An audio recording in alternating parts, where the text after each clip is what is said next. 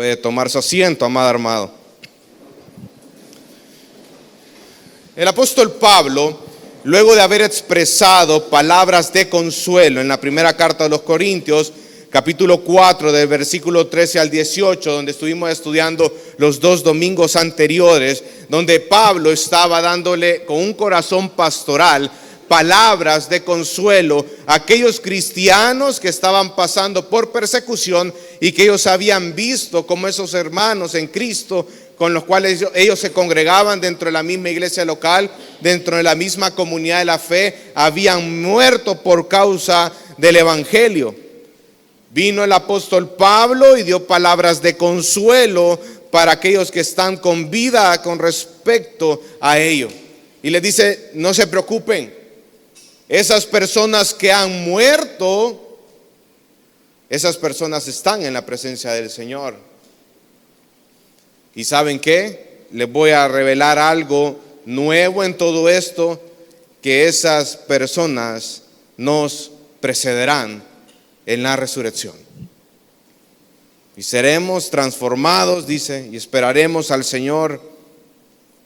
Y es precioso todo esto, pero ahora hay en el versículo 1 del capítulo 5, hay una transición, dice, ahora bien, luego de haber expresado y haber expuesto todo aquello, y termina en el versículo 18, me encanta porque dice, por tanto, confórtense unos a otros con estas palabras.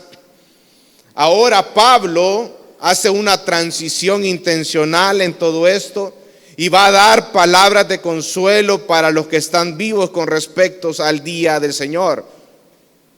Va a hablar acerca de ciertas características del día del Señor. Tal vez no de manera exhaustiva, pero sí va a mostrar ciertas características, ciertas cualidades de ese día, lo que va a pasar en ese día. Habla acerca de que va a ser algo repentino, como ladrón en la noche. Habla también acerca y hace un símil, una comparación como los dolores de parto también. Y habla acerca también de una destrucción repentina. Sin embargo, no nos debemos de dejar a un lado el hecho de que Pablo está dando con un corazón pastoral, está abordando este tema. Saben, porque los hermanos están siendo perseguidos. La iglesia de Tesalónica está siendo perseguidos y Pablo le está diciendo, hermanos, todos estos acontecimientos, lo que debe de provocar en tu corazón es de que tienes que aprender a estar preparado y debes de anhelar la venida de nuestro Señor. Y en esta oportunidad vamos a estudiar 2 motivos por los cuales los cristianos debemos de aprender acerca del día del Señor. En primer lugar, porque nos ayuda a ser diligentes en esta vida, a poder conducirnos a una vida piadosa conforme a las Escrituras. Y en segundo lugar, el día del Señor nos ayuda a conocer el carácter de nuestro Dios. El motivo número 1 nos ayuda a ser diligentes en esta vida. Mira el versículo 1 del capítulo 5, dice, ahora bien, hermanos, con respecto a los tiempos y a las épocas, los tesalonicenses entendían que el retorno de Cristo reseñalaría el comienzo del juicio universal, en el cual todo ser humano va a tener que rendir cuentas ante Dios mismo. Sin embargo, los hermanos de Tesalónica estaban bastante preocupados acerca de ese gran examen. Estar preparados para ese día, el día final. Y saben, los hermanos de Tesalónica, los tesalonicenses, les interesaba saber cuánto tiempo ellos disponían para crecer en santidad y desarrollar todas aquellas virtudes conforme a la estatura del varón perfecto que es Cristo Jesús. La preocupación de ellos era poder crecer en madurez a fin de estar preparados adecuadamente para la venida del Señor. Ahora, la respuesta de Pablo a esta pregunta fue muy contundente.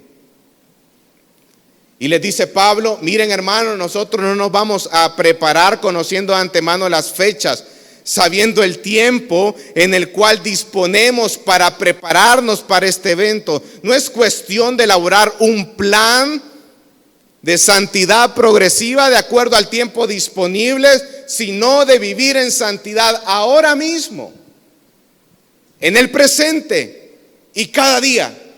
La respuesta de Pablo a esta pregunta por parte de los tesalonicenses fue: hermanos, debemos de anhelar la venida del Señor. No sabemos cuándo va a ser, pero debemos de estar siempre preparados.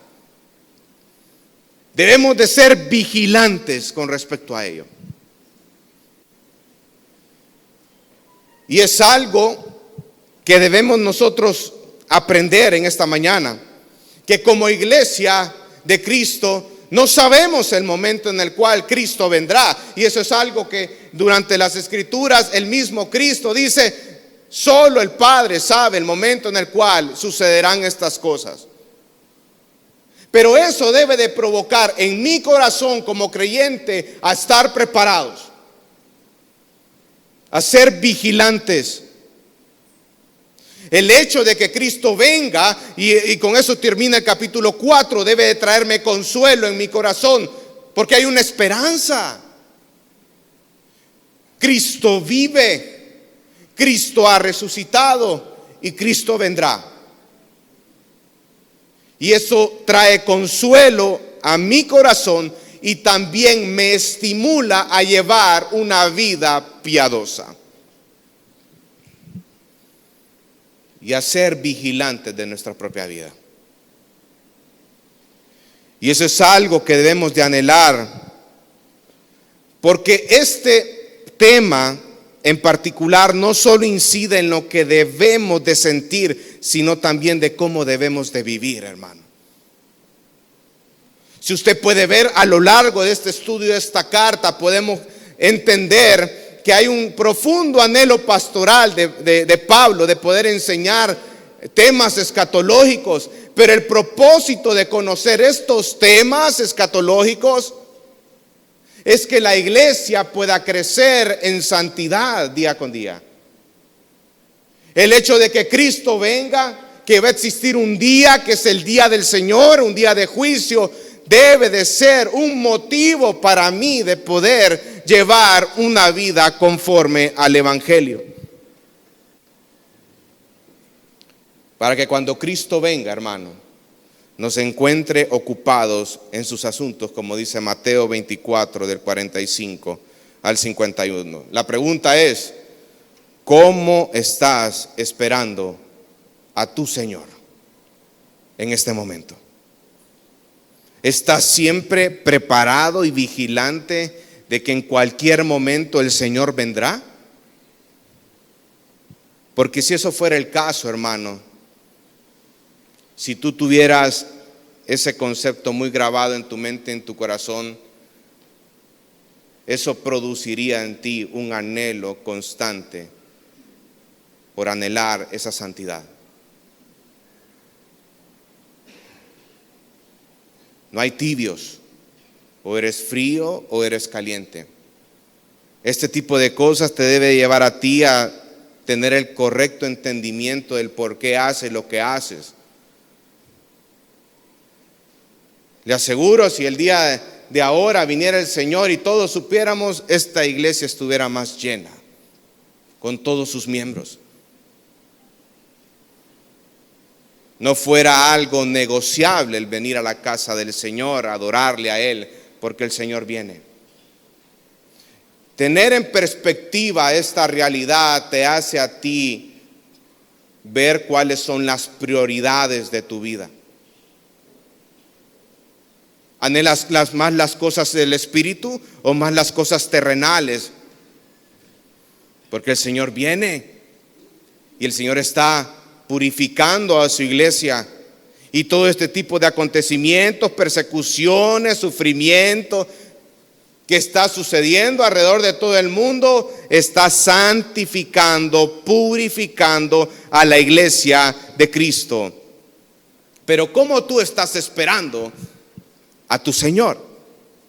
a tu Salvador, como estás esperando a tu Rey de Reyes y Señor de Señores. Yo me acuerdo que en una oportunidad estábamos nosotros trabajando allá en Opico. En Opico están varias plantas y una de esas plantas es la de Kimberly-Clark. ¿Se puede en esa marca, ¿verdad? La de Kimberly-Clark? ¿Ven? Entonces, ahí estaba la planta de Kimberly-Clark y me tocó ir ahí a poder trabajar. Estábamos en 2 proyectos simultáneos. Estábamos haciendo una planta de cogeneración, se llamaba, y la otra planta era una planta de biomasa, se llamaba ahí. Entonces, a nosotros nos tocaba construir las bases, todo el galerón, ¿verdad? Y después otra empresa española se iba a encargar de montar los equipos, las calderas y todo lo que iban a ser necesarios para ese proyecto. Y me tocaba viajar todos los días hasta Opico. En ese entonces no tenía automóvil, me tocó irme en bus hasta allá.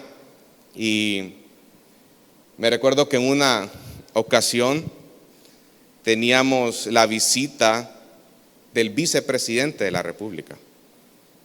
En ese entonces era Óscar Ortiz, el vicepresidente. Y desde lunes, la visita la teníamos como tipo jueves o viernes, pero desde lunes ya nos estaban diciendo como los gerentes de Kimberly-Clark que iba a llegar el vicepresidente y que todas las instalaciones tenían que quedar impecables.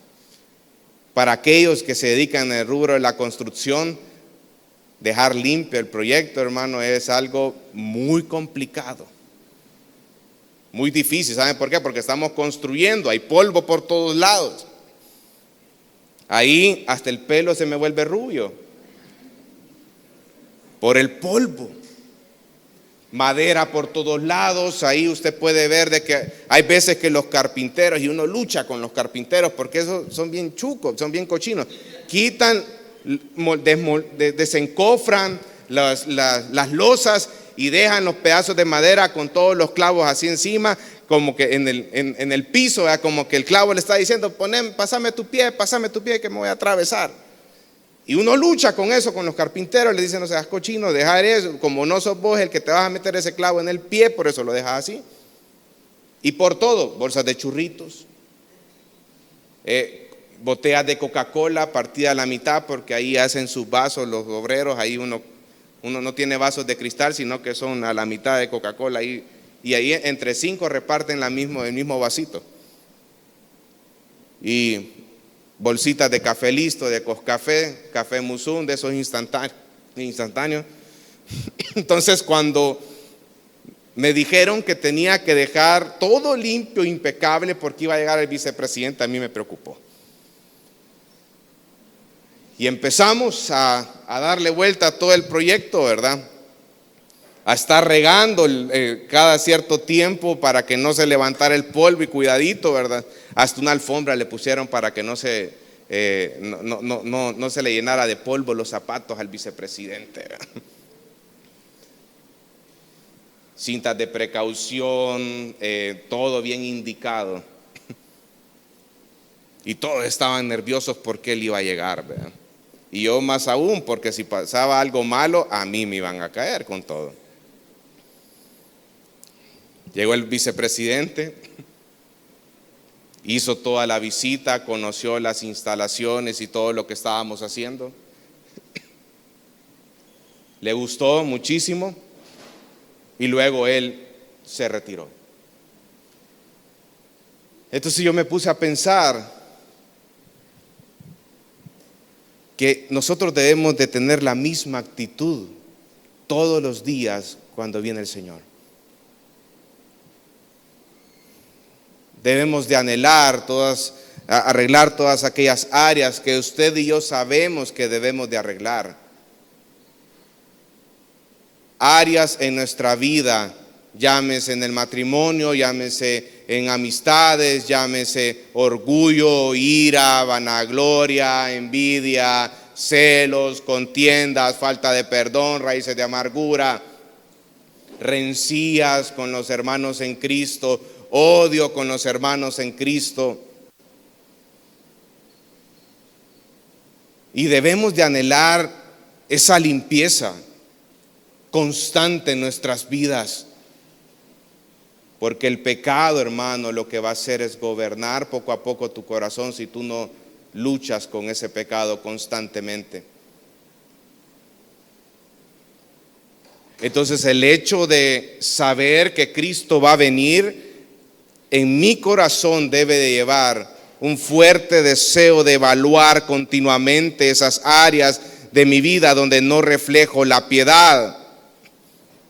Porque definitivamente existen varias áreas de nuestra vida que nos hacen falta por mejorar. Y ese es el punto aquí que dice el apóstol Pablo. Dice: ahora bien, hermanos, con respecto a los tiempos y a las épocas. Y es muy interesante porque esta misma frase fue dicha por nuestro Señor Jesucristo cuando los discípulos le preguntaron acerca del momento de la restauración del reino de Israel en el libro de Hechos, capítulo 1.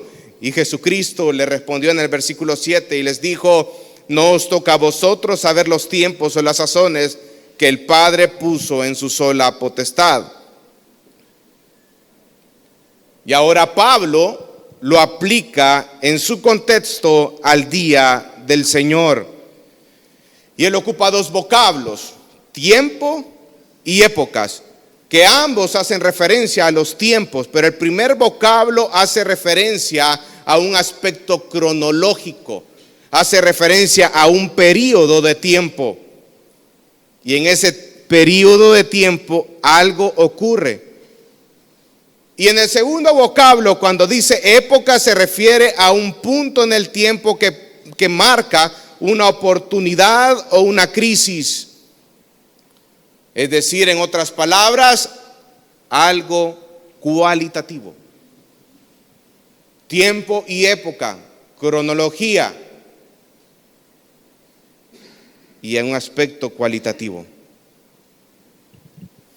Nos habla de esa naturaleza característica de cada momento o etapa. Pero es interesante que después de haber dicho eso, viene y dice: no tienen necesidad que se les escriba nada. Pablo está diciéndoles esta frase a los hermanos de Tesalónica porque todo lo concerniente para la vida y de la piedad ellos lo tenían. Pablo, en ese tiempo que estuvo de 3 a 6 meses con los hermanos de Tesalónica, él les expuso estas verdades acerca del día del Señor. Por eso es que dice: no tienen necesidad de que les escriba nada, porque conocían bien la verdad acerca de los tiempos. Y usted puede ver como en toda la carta de Tesalonicense, Pablo exalta esa cualidad de la iglesia de Tesalónica, que era una iglesia que se había convertido de Dios de los ídolos a Dios. Capítulo 1, versículo 9. Era una iglesia que había recibido la palabra de Dios como lo que es, no como una palabra de hombre, sino como la palabra de Dios. Era una iglesia que acerca o lo concerniente al amor fraternal, Pablo les dice: hermanos, yo no tengo nada más que enseñarles acerca del amor fraternal, lo único que tienen que hacer es abundar más en ello. Era una iglesia que se había comprometido con la predicación del evangelio, porque todas las iglesias que estaban alrededor, las ciudades que estaban circundantes alrededor de Tesalónica, habían conocido del testimonio de los tesalonicenses, de cómo Dios había convertido sus corazones. Era una iglesia comprometida con la verdad, con proclamar la verdad del evangelio. Y ellos conocían muy bien la verdad de esos tiempos. Y eso refleja también el compromiso que tenían los misioneros, como fue Pablo, Silas y Timoteo, con respecto a la enseñanza que ellos estaban dando o dieron con la iglesia de Tesalónica. Por eso Pablo afirma contundentemente: hermanos, todo lo concerniente a este tema ustedes ya lo saben. lo necesario para que ustedes puedan crecer. ¿Y saben algo? Acerca de la fecha exacta de cuándo va a venir el Señor, ustedes ya lo saben también. ¿Cuál es la respuesta de eso? ¿Y cuál es la respuesta? Aparece en Mateo 24:36 con palabras de nuestro Señor Jesucristo. Solo el Padre, solo Dios sabe exactamente cuándo va a ser el día y la hora en la que Cristo vendrá. Y eso es algo que las Escrituras lo marcan. El hecho que solo Dios sepa acerca de esa fecha exacta y que a nosotros no nos corresponde conocer esa fecha en este momento, en este lado de la vida, eso debe de traernos a nosotros paz, consuelo, y debemos de estar siempre en alerta y vigilantes, hermano. Porque imagínese por un momento, si usted y yo supiéramos la fecha exacta en la cual Cristo vendría, ¿qué provocaría eso en mi corazón? ¿Qué provocaría? No creo que en todos, pero sí en gran porcentaje de los cristianos. Algunos diríamos, bueno, ya como ya sabemos qué fecha es, ya vamos a tener el tiempo para prepararnos. Y cuando se acerque más el tiempo o se acerque más esa fecha, entonces yo voy a empezar a arreglar las situaciones que corresponden. Somos atenidos. Y creo que es una cualidad de la mayoría de salvadoreños. A los salvadoreños les dice, tienen que inscribirse antes del 25 de febrero. El 25 de febrero a las 11:59 de la noche se está inscribiendo. Todo lo dejamos en última hora. Todo. Ahí estamos tratando de resolver cosas a última hora cuando desperdiciamos el tiempo, y probablemente eso hubiera pasado si nosotros supiéramos con cabalidad la fecha exacta en la que Cristo vendría. Nos acomodaríamos.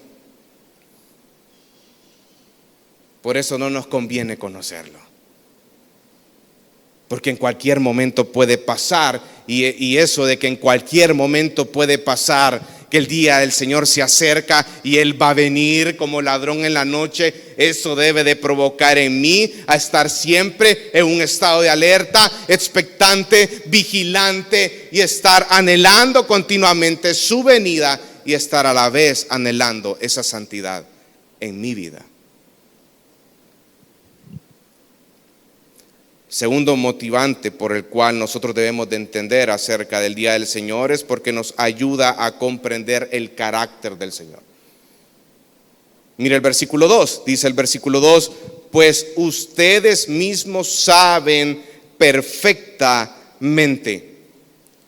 Pablo vuelve a hacer un énfasis. Cuando habla acerca de esa palabra perfectamente, está diciendo cuidadosamente. Ustedes saben eso.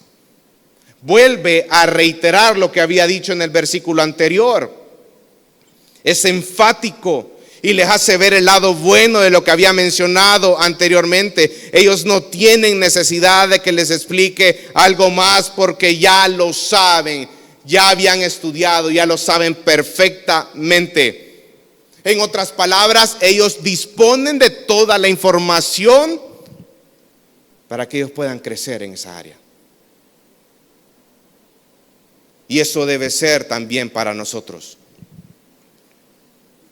No solo concerniente al tema del día del Señor, sino a todo, porque todo, como dice en la segunda carta de Pedro, todo lo concerniente a la vida, para la vida y la piedad, Dios nos los ha revelado, hermanos.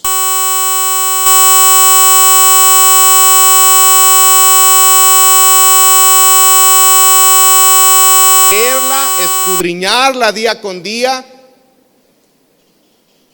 sentarse a aprender más acerca de la palabra del Señor.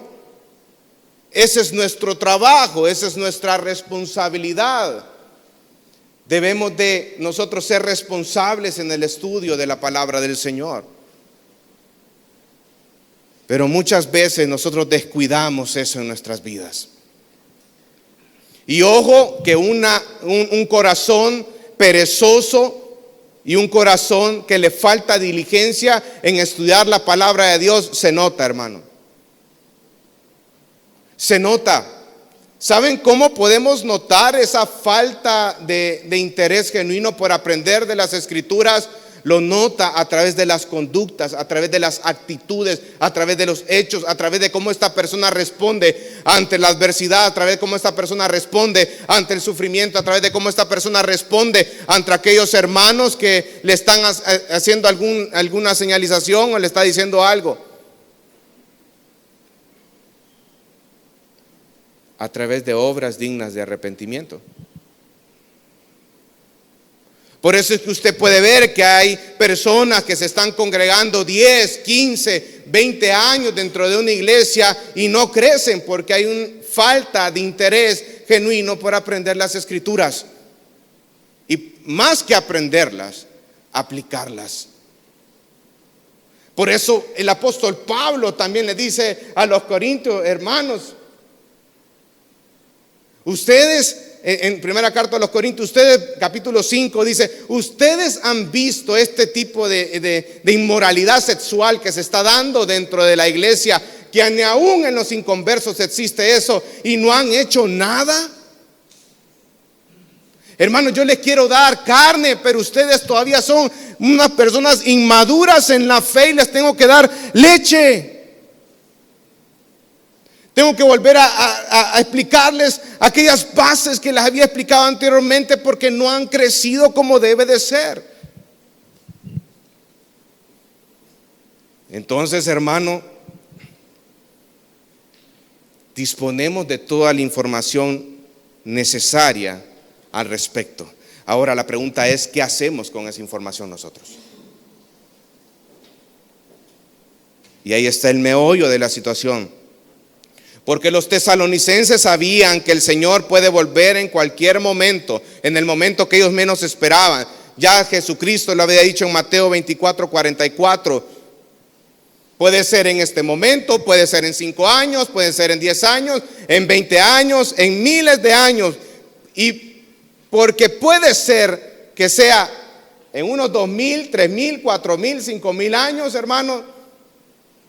Por esas razones que él en el capítulo 4, del versículo 11 al 12 les dice: hermanos, como no sabemos el momento exacto en el que va a pasar, no dejen a un lado su trabajo.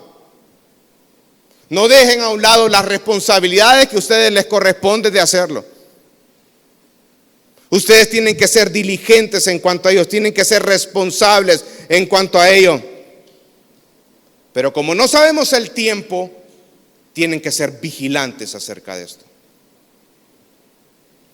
Ahora, volvamos al versículo 2. Dice: ustedes mismos saben perfectamente que el día del Señor vendrá. Vendrá. En otras traducciones dice: el día del Señor viene. Él afirma. Ahora, ¿qué significa esas palabras? El día del Señor es un concepto que se remonta desde el antiguo, desde los profetas del Antiguo Testamento. Amós fue el primero que lo mencionó en sus escritos, pero es un concepto que está muy marcado desde el Antiguo Testamento. Y vamos a ir un poquito a las Escrituras. Vamos a Amós capítulo 5, versículo 18 al 20.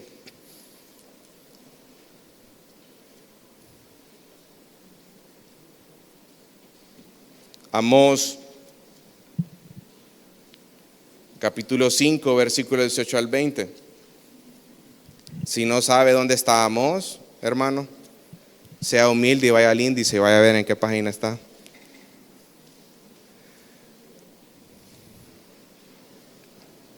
Amós 5 del 18 al 20. El día del Señor. ¿A qué se refiere con respecto a esto? Miren, el Antiguo Testamento dice: ay de los que ansían el día del Señor, ¿de qué les servirá el día del Señor? ¿Será tinieblas y no luz? Como cuando uno huye de un león y se encuentra con un oso, o va a casa, apoya la mano a la pared y lo muerde una culebra. ¿no será tinieblas el día del Señor y no luz, oscuridad y no resplandor? Por ejemplo, hay otro versículo, Isaías 13:6, dice: gemid porque está cerca el día del Señor, vendrá la destrucción del Todopoderoso. He aquí el día del Señor viene cruel, con furia y ardiente ira, para convertir en desolación la tierra y exterminar de ella a sus pecadores. Isaías.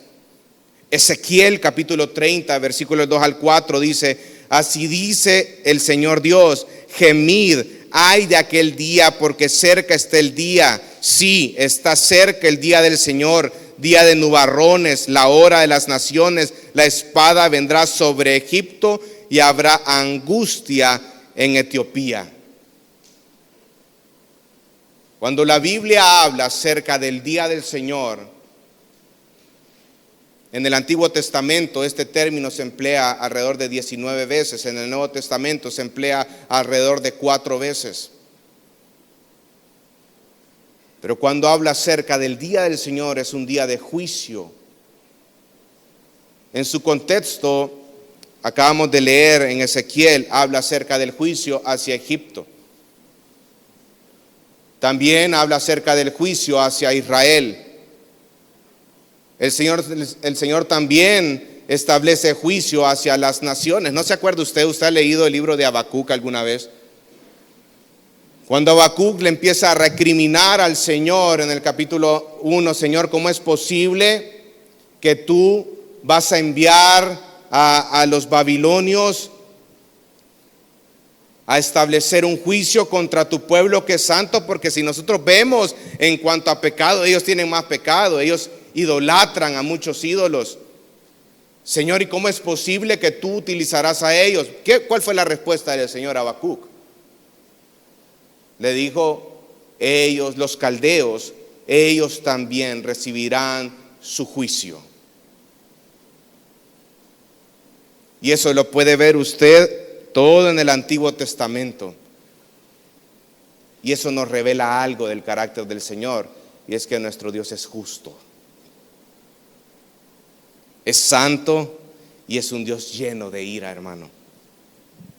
Joel capítulo 1 versículo 15 dice lo siguiente: ay de ese día, porque está cerca del día del Señor y vendrá como destrucción del Todopoderoso. Tocad trompeta en Sión y sonad alarma de mi santo nombre. Tiemblen todos los habitantes de la tierra, porque viene el día del Señor, porque está cercano. El sol se convertirá en tinieblas y la luna en sangre antes de que venga el día del Señor grande y temible. En Joel habla también acerca de la plaga de las langostas en ese tiempo, pero un día de juicio, en un día en el cual se va a manifestar la ira del Señor. Sofonías 1:14 dice: cercano está el gran día del Señor, cercano y muy próximo. El clamor del día del Señor es amargo, allí gritará el guerrero. Día de ira, aquel día, día de congoja y de angustia, día de destrucción y desolación, día de tinieblas y lobreguez, día nublado y de densa oscuridad, día de trompeta y grito de guerra. Traeré angustia sobre los hombres y andarán como ciegos porque han pecado contra el Señor. Su sangre será derramada como polvo y su carne como estiércol. Ni su plata ni su oro podrá librarlo en el día de la ira del Señor, cuando por el fuego de su celo toda la tierra será consumida, porque Él hará una destrucción total y terrible de todos los habitantes de la tierra. Es un día de ira. Entonces cuando la Biblia habla acerca del día del Señor, se refiere a todos aquellos aspectos históricos cercanos y a los sucesos escatológicos del futuro lejano que implicaban la ira de Dios. A eso se refiere. Y si usted puede notar en todos estos pasajes que hemos estado leyendo en Isaías, en Ezequiel, en Sofonías, hay un hilo que es un aspecto común, y es que hace referencia al juicio de Dios contra las naciones, contra el pecado. Es ese momento donde Dios castiga la maldad del hombre, la maldad de las naciones. ¿Sabe lo que decía el pueblo de Israel en el Antiguo Testamento cuando, y ya vamos a ver un poquito acerca de ello, cuando Dios levantaba a los profetas como Jeremías, como Isaías, como Ageo? Ellos decían: tenemos el templo de Jerusalén, no nos va a pasar nada. Ellos pensaban que poner el templo de Jerusalén era como un amuleto que ellos tenían que los iba a librar de la ira de Dios. Y por eso ellos constantemente estaban entregándose a la idolatría. Habían dejado a un lado la piedad, habían dejado a un lado el temor a Dios. Por eso constantemente ustedes pueden ver en el Antiguo Testamento cómo Dios recriminaba esa actitud de su pueblo. Un pueblo que había sido apartado por el Señor mismo, estaba involucrado en la idolatría y estaba infestado del pecado. A ese pueblo el Señor también les estableció un juicio. Israel del norte con Asiria y Judá con el cautiverio babilónico. Los castigó por causa del pecado. Este día también se conoce como el día de la venganza, Isaías 34:8, el día de la ira, Romanos 2:5, el día de la visitación, 1 Pedro 2:12, el gran día del Dios Todopoderoso, Apocalipsis 16:14.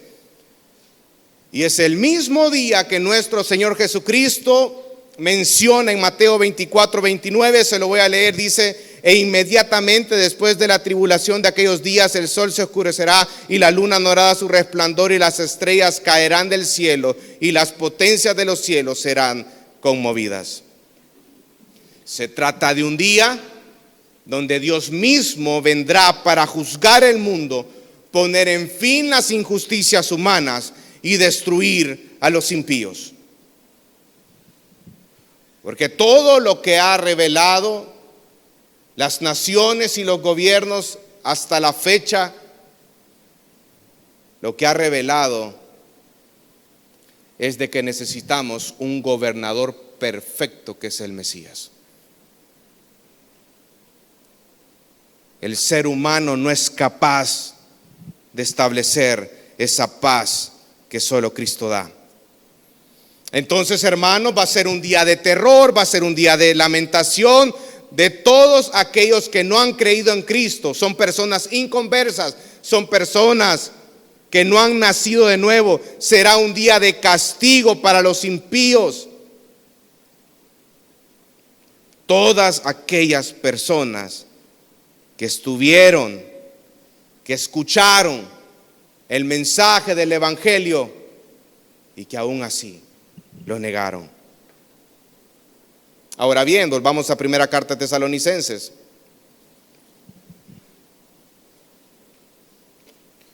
Dice el capítulo 5, el versículo 2, empieza Pablo, luego de haber hablado un poco acerca del día del Señor, hoy empieza a mencionar de ciertas características de este día. Mire la primera característica que dice: así como un ladrón en la noche. Y eso mismo fueron palabras de nuestro Señor Jesucristo. El primero que utilizó eso fue nuestro Señor Jesucristo. En Mateo 24, 43, 44 dice: pero sabed esto, que si el padre de familia supiese a qué hora el ladrón habría de venir, velaría y no dejaría minar su casa. Por tanto, también vosotros estad preparados, porque el Hijo del Hombre vendrá a la hora que no pensáis. Como ladrón en la noche. Los tesalonicenses habían escuchado esta enseñanza de parte del apóstol Pablo. Ese término como ladrón entró pronto en el lenguaje de la iglesia primitiva para describir la repentina venida del Señor. Cuando usted vea esa frase en las Escrituras como ladrón, está haciendo alusión de lo repentino que será ese momento. Y por eso es que ocupa esa comparación en este momento.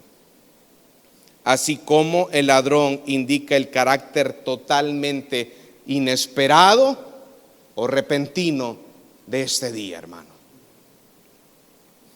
Me gustó mucho cuando estaba estudiando este pasaje, lo que decía el autor William Hendrickson. Dice: el ladrón toma al dueño de la casa por sorpresa, no le envía una carta de advertencia al respecto, se presenta en forma repentina e inesperada. El robo, ¿a cuántos le han robado alguna vez? Usted no se levante ese día, me van a robar en la 44 o en la 4T, ¿verdad? La especial, ¿verdad? Usted no se levante ese día y va a decir: ahora me van a asaltar, pero yo me voy a ir de un solo. No, usted ni siquiera piensa que lo van a asaltar ese día. Aquellos que anduvimos en bus o andamos en bus, yo me acuerdo que cuando yo iba a la universidad, yo vivía ahí por la iglesia de Don Rúa, ahí por la Luz del Mundo, donde hay un montón de negocios de carne bien buena. Ahí está Mamachú y todo eso que ustedes.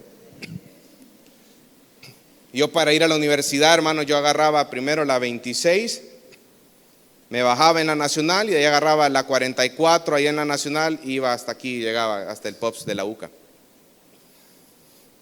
Y a veces me tocaba retirar dinero. Entonces yo lo que hacía era una técnica ancestral, ¿verdad?, que mi abuelito me enseñó, que cuando retiraba un dinero, eran 50, 60 dólares, ¿verdad?, de alguna remesa que mi mamá me había mandado, yo agarraba 10 dólares y los ponía en mi cartera, y lo restante me lo ponía aquí, ¿ve?, en el calcetín. Y si es posible, hasta me lo ponía en el talón del pie, ¿verdad?, entre la suela, entre el zapato y la pierna ahí. Así yo decía: si me asaltan, que solo se roben 10 dólares, pero que no se roben todo el pisto, porque si no me quedo sin billete, digo. Relojes, yo por eso no acostumbraba a andar relojes cuando andaba en bus.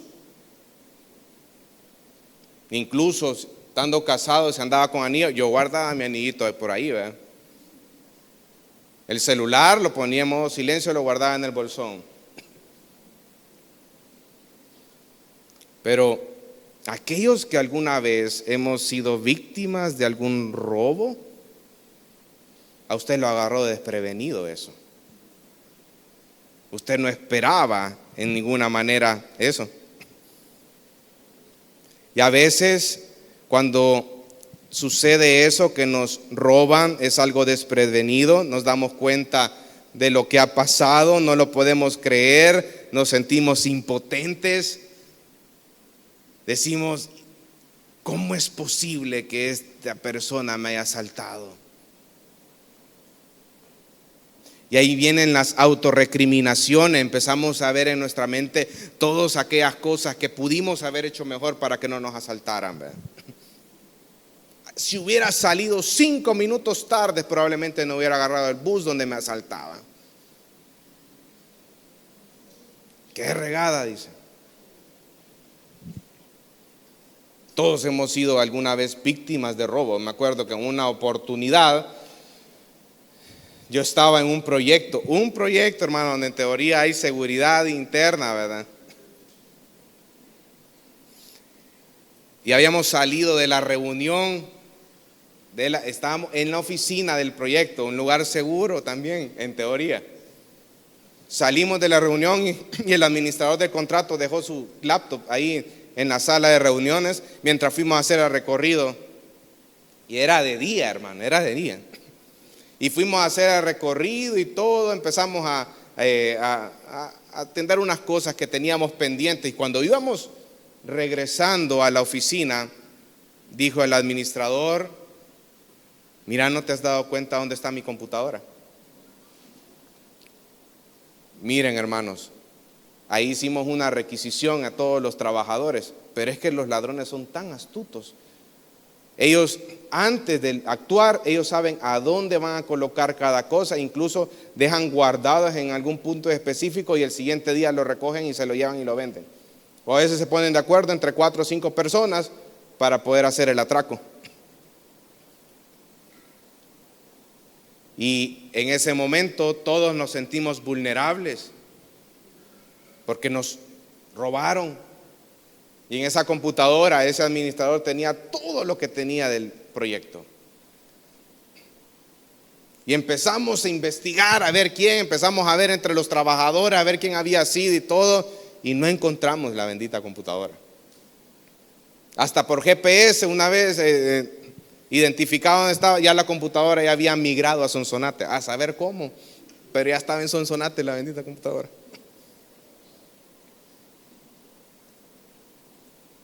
Pero nos agarró de imprevistos.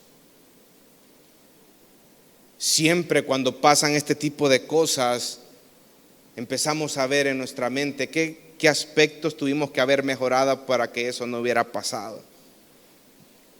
O autorrecriminaciones. Eso es lo que dice Pablo acá, como ladrón en la noche. Algo que no tenías previsto, algo repentino.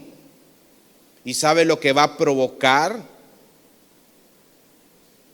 en aquellos corazones que no son creyentes? Cuando el Señor venga, habrá mucho remordimiento, mucha lamentación, mucho lloro. Porque ellos van a recordar todos aquellos momentos en los cuales ellos estuvieron expuestos a la verdad del Evangelio y lo negaron. Si hubiéramos puesto mayor atención a la palabra de Dios, si hubiéramos abrazado el Evangelio de Dios, si no hubiéramos malgastado nuestra vida en los placeres de este momento, en los placeres terrenales, va a empezar mucho remordimiento, mucha lamentación, mucho lloro en el corazón de esa persona. Porque estuvieron expuestos a la verdad del Evangelio, pero el Evangelio no llegó al corazón de ellos. ¿Qué otra característica? Mira el versículo 3, dice que cuando estén diciendo paz y seguridad, hay una falsa paz, hay una falsa seguridad, existirán falsos sentimientos de paz y seguridad, y el hecho de que la sociedad tenga un periodo de tiempo de bienestar y prosperidad no significa que están gozando del beneplácito de Dios. Eso más bien lo que nos muestra es la paciencia divina más que su aprobación. Como dice Jeremías 6, 13 al 15, dice, porque desde el más chico de ellos hasta el más grande, cada uno sigue la avaricia, y desde el profeta hasta el sacerdote, todos son engañadores y curan la herida de mi pueblo con liviandad, diciendo paz, paz, y no hay paz. Se han avergonzado de haber hecho abominación. Ciertamente no se han avergonzado, ni aún saben tener vergüenza. Por tanto caerán. Entre los que caigan cuando los castigue, caerán, dice Jehová. ¿Saben un aspecto común? Es que van a haber muchos falsos profetas que se van a levantar detrás de los púlpitos a dar una falsa paz y una falsa seguridad, predicando un evangelio que no es el evangelio, para desviar su atención del corazón de estas personas. Así será cuando llegue el día del Señor. Los inconversos, los incrédulos estarán viviendo un periodo de seguridad y prosperidad. Esa prosperidad les va a tener una les va a generar en ellos una falsa sensación de paz, de que las cosas están bien. El Señor mismo les parecerá como algo muy lejano, su juicio como algo muy lejano, la ira de Dios como algo muy lejano, y posiblemente hasta se van a burlar de ese día, como lo establece en segunda carta de Pedro. Vamos a segunda carta de Pedro y leámoslo, hermanos.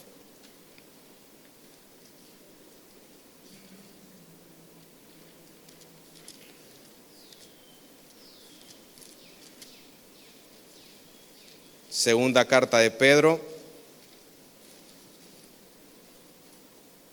capítulo 3, versículo del 3 al 7.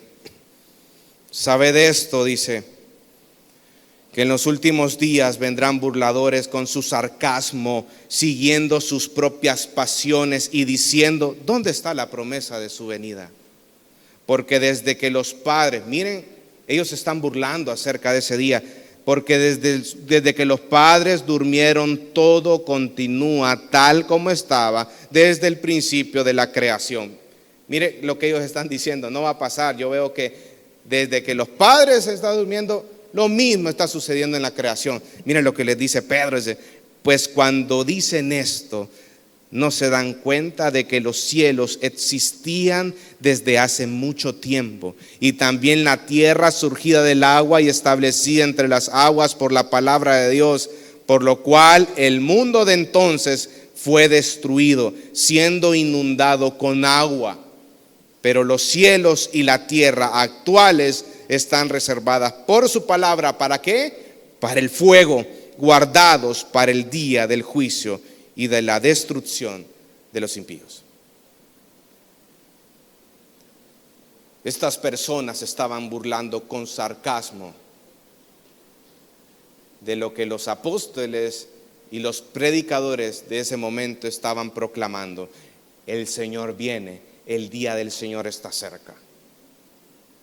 Y ellos, ¿cómo respondían con esto? Con un burla. Viene Pedro y les dice: estos no saben lo que están diciendo. Y se fue a Génesis. Ellos están haciendo alusión a la creación, pues ¿saben qué? Dios estableció un juicio en su palabra con la misma agua con esa generación, y en esta va a ser por fuego. Y si así pasó en Génesis, en los tiempos de Noé, así va a pasar cuando Cristo venga. ¿Por qué? ¿Qué es lo que está afirmando aquí Pedro? Porque su palabra lo establece. Y si la palabra de Dios lo dice, es porque va a pasar. Entonces, los incrédulos están viviendo sus vidas de espaldas a la ley de Dios y a su voluntad. Eso es algo que usted puede notar constantemente. Los incrédulos están entregados a ellos mismos. ¿Qué dice Romanos capítulo 1? ¿Qué hace Dios con esas personas que insistentemente están rebelando en contra del Señor? ¿Cuál es el castigo de Dios ante esas personas que se están rebelando contra Él continuamente? Los entrega a sus pasiones, los entrega a su voluntad. ¿Quieren perderse? Háganlo. Porque lo único que puede cambiar el corazón de un hombre es Dios mismo. Por eso es un gran castigo para ellos. Por eso hay muchas personas entregadas a su materialismo, creyendo que eso es lo más importante, pensando que lo transitorio es lo permanente, enfocándose más en lo terrenal que en lo espiritual, sin preocupaciones, alejados de la realidad. Pero saben que el Señor Jesucristo mismo dice en Mateo 24:38, comparó este momento como los tiempos de Noé, como los tiempos de Lot. También en Lucas 17 dice: así como ellos que estaban dándose en casamiento, estaban comiendo, estaban bebiendo, estaban entregándose a los placeres terrenales, y después sobrevino un gran juicio, así va a pasar también. No se lo van a esperar. el día del Señor. No es que comer o tomar o estar bebiendo, como dice ahí, sea algo que el Señor castigue. Sin embargo, el aspecto que está destacando aquí el Señor es que eso no se convierta en la meta y la razón de ser de nuestra existencia. Cuando esas cosas ocupan un lugar en nuestros corazones y gobiernan nuestro corazón, ahí es el problema. Porque es idolatría. Cuando tu amor por el dinero es más grande que tu amor hacia Dios, por eso el Señor dice, no puedes amar a Dios y a las riquezas. Es ahí cuando eso se vuelve idolatría y cuando Dios recrimina eso, porque el dinero se ha vuelto tu meta y la razón de tu existencia, y ese es el problema. Jesús se refería a una vida entregada a los aspectos o a los apetitos físicos, materiales, sin tener en cuenta a Dios. Porque los cristianos sabemos que podemos disfrutar de estas cosas por Dios, por el Señor. Por el Señor disfrutamos incluso el trabajo que Él nos da. Pero ¿saben lo que va a pasar en ese tiempo? Que habrán falsa seguridad y una falsa paz, porque habrán falsos profetas que comunicarán un mensaje errado. Un ejemplo de ello, y tal vez por razones de tiempo, ahí lo leen ahí en su casa, leen Jeremías 28. Hay un profeta que es el profeta Ananías, que viene, y cuando Jeremías en el capítulo 27 versículo 2 viene Dios y le da una indicación a Jeremías que él tenía que ponerse un yugo de madera para darles una profecía al pueblo de Israel, que así como él tiene ese yugo de madera, así el pueblo de Israel será entregado a los babilonios, a los caldeos, así va a ser. Y cuando viene y en el capítulo 28 aparece este Ananías y empieza a decir, ¿saben lo que va a pasar? El Señor dice que eso que dice Jeremías no va a pasar. El Señor va a liberar al pueblo de Israel de ese yugo de Babilonia. Y habrán tiempos de bondades y habrán tiempos de prosperidad para el pueblo de Israel. Viene Jeremías, y lo estoy parafraseando, cuando escuche ese mensaje de Ananías, Jeremías viene, amén, dice, así sea. Y regresará el rey, dice también. Y regresarán todos aquellos cautivos. Y vendrán tiempos de prosperidad. Viene Jeremías y le dice a Ananías, si tú eres profeta de Dios, lo vamos a saber si esto que tú dijiste se cumple. Según Deuteronomio, donde dice que si un profeta es enviado de Dios y lo que él dice no se cumple, el tal no es profeta. Viene Ananías y vuelve a decir, ¿saben? Y le pega el yugo que andaba a Jeremías y le dice, así va a liberar Dios a su pueblo. No habrá yugo, no habrá cautiverio, no habrá esclavitud. Viene en ese mismo día, en la noche, Dios le habla a Jeremías y le dice, dile al pueblo de Israel y dile a Ananías que él ha entregado un mensaje que yo no he dicho. Y él ha desviado el corazón del pueblo con ese mensaje falso, incorrecto, donde no lo quiera tener. Dile a Ananías que ese mismo año morirá. ¿Y saben lo que pasó? Ananías murió. Y al final se terminó haciendo lo que Jeremías había dicho, porque esa era la palabra del Señor. Entonces, hermanos, debemos de tener mucho cuidado a donde nosotros estamos escuchando la palabra. Cuando las cosas pasan mal, y usted puede ver en el año 2020 con el año de la pandemia, todos aquellos falsos maestros, esos falsos pastores, esos que empiezan a enseñar doctrinas de demonios, empezaron a declarar sanidad por todos lados y usted pudo ver cuántos muertos habían.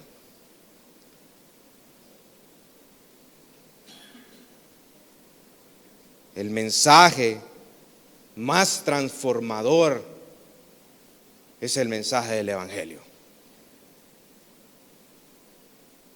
Y ahí usted puede establecer como la diferencia entre un falso profeta y un profeta o un predicador o un pastor que esté enseñando la palabra. El falso profeta va a decirte muchas cosas para que ser superficial tu cristiandad.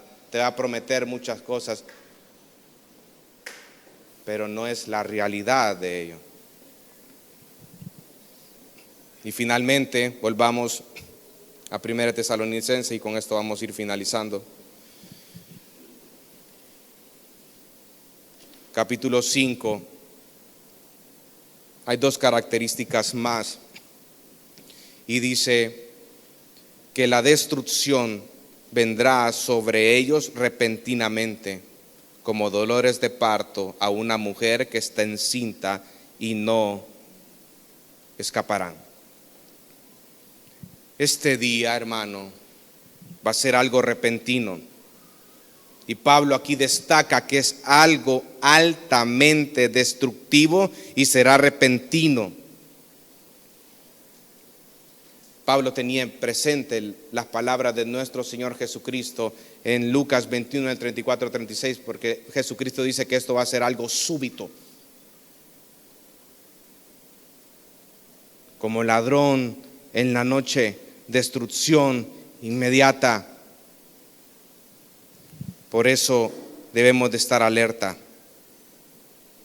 porque habrá mucho juicio ese día. Pero esta destrucción es para los incrédulos.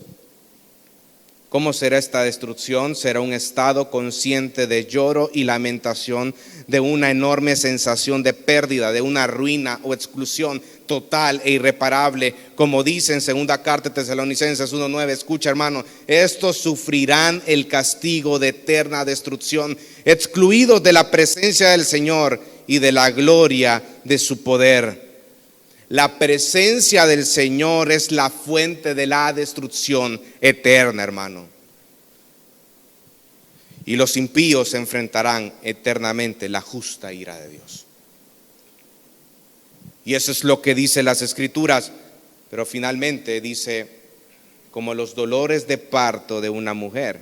Y ahí establece otra comparación para reforzar la idea que viene desarrollando el apóstol Pablo, que el día del Señor será repentino. Y cuando habla acerca de los dolores de parto de una mujer, está diciendo en otra palabra, ese día va a ser un día inevitable. Así como la mujer que está embarazada y sabe que a los 9 meses, si Dios quiere, va a dar a luz a ese bebé, asimismo va a ser algo inevitable. El día del Señor va a suceder. Y es lo que Pablo está desarrollando acá. Nuestro Señor Jesucristo hizo referencia a este principio de dolores en Mateo 24:8. Será algo inevitable, no habrá escapatoria posible, por mucho que la mujer tema dar a luz o procure aplazar algo inevitable, llegará irremisiblemente ese momento en el cual la mujer va a dar a luz a ese hijo. Es algo inevitable. ¿Y sabe cómo concluye en el versículo 3? Y no escaparán. Los inconversos, los impíos, van a tratar de huir a diferentes lados, pero no van a poder escapar de la ira de Dios, porque la ira de Dios la hace un Dios que es omnipresente y es un Dios todopoderoso. Nadie se escapará de su ira. En Isaías dice que viene el Señor, establece el juicio sobre el pueblo de Israel, pero aún su mano está extendida, su mano está extendida. ¿Eso qué quiere decir? Que el juicio continúa. La ira de Dios se manifiesta en todos aquellos inconversos que estuvieron constantemente expuestos en la palabra, vinieron a la iglesia, se congregaron, pero nunca nacieron de nuevo, nunca fueron discípulos de Cristo, nunca hubo obras de arrepentimiento genuino. Y cuando llegue ese día se darán cuenta que la ira de Dios es real, que nuestro Dios es santo y que nuestro Dios es justo. Por eso, amados hermanos, este tema en específico nos debe de mover a nosotros como iglesia a seguir proclamando las verdades del Evangelio, porque son buenas nuevas de salvación y Dios ha comisionado esa proclamación del mensaje a su iglesia, a sus discípulos. No es tiempo de quedarnos sentados, hermanos. Es tiempo de ir y proclamar el mensaje de las buenas nuevas. Porque saben, Cristo viene por su iglesia. Y Él es el único que puede cambiar los corazones de las personas. Con Cristo tenemos redención y salvación, sin Cristo tenemos condenación y muerte eterna. Por eso, aquella persona que ha venido aquí a la iglesia, no piensan que han venido de una manera casual. Dios te ha traído aquí. Y la única forma o manera que una persona impía pueda librarse del día del Señor es a través del Evangelio y a través del sacrificio de Cristo. El único camino, verdad y vida, dice Juan 14:6. Es el único que establece la paz entre Dios y los hombres, el único que reconcilia a Dios con los hombres, Jesucristo mismo. Por eso este día, hermano, es el día de salvación. No es casualidad que usted esté aquí escuchando el mensaje de la palabra del Señor. Hoy es el día de salvación.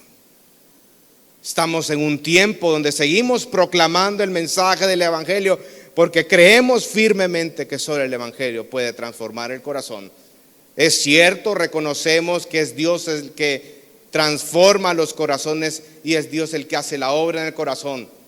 Pero nosotros como su iglesia constantemente predicamos el Evangelio porque sabemos que solo es el único medio para que las personas puedan alcanzar salvación y vida eterna. Y le damos gracias al Señor porque nos ha hecho nacer de nuevo y porque nos ha encomendado esta gran obra como es el de proclamar las buenas de salvación.